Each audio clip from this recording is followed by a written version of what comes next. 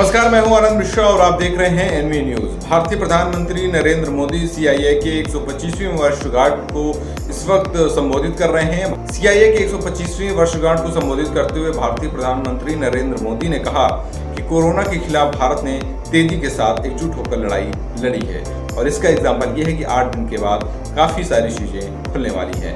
भारतीय प्रधानमंत्री ने कहा कि कोरोना के खिलाफ हमने मजबूती के साथ लड़ाई लड़ी है और धीरे धीरे हम आर्थिक वृद्धि की ओर फिर से बढ़ने लगेंगे।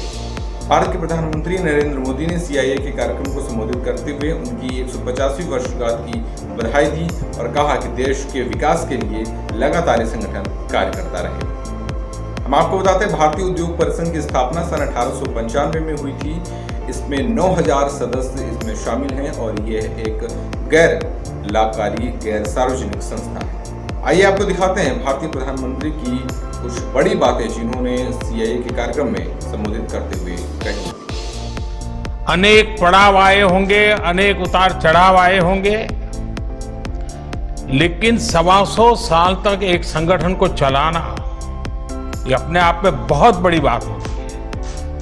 उसमें समयानुकूल परिवर्तन आए हैं, व्यवस्थाएं बदली है और पहले तो मैं इन 125 साल में सीआईआई को मजबूती देने में जिन जिन लोगों ने योगदान दिया है वैसे सभी पूर्व के आपके महानुभावों को भी इस समय बधाई दूंगा।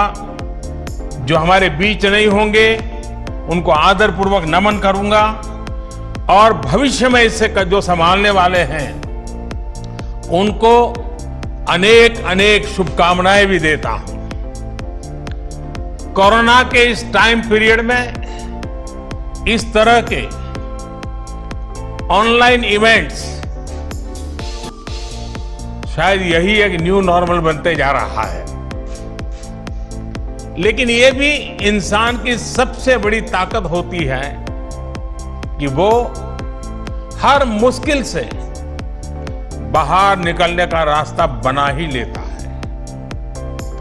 आज भी हमें जहां एक तरफ इस वायरस से लड़ने के लिए सख्त कदम उठाने हैं, वहीं दूसरी तरफ इकोनॉमी का भी ध्यान रखना है। हमें एक तरफ देशवासियों का जीवन भी बचाना है तो दूसरी तरफ देश की अर्थव्यवस्था को भी स्टेबलाइज करना है, स्पीड अप करना है। इस सिचुएशन में आपने गेटिंग ग्रोथ बैक इस बात को प्राथमिकता दी है और निश्चित तौर पर इसके लिए आप सभी भारतीय उद्योग जगत के लोग बधाई के पात्र हैं। बल्कि मैं तो गेटिंग ग्रोथ बैक से आगे बढ़कर ये भी कहूंगा, yes we will definitely get our growth back. देश विदेश से लेकर आसपास की सभी बड़ी खबरों को सबसे पहले देखने के लिए सब्सक्राइब कीजिए न्यूज़ एंड व्यूज़ को।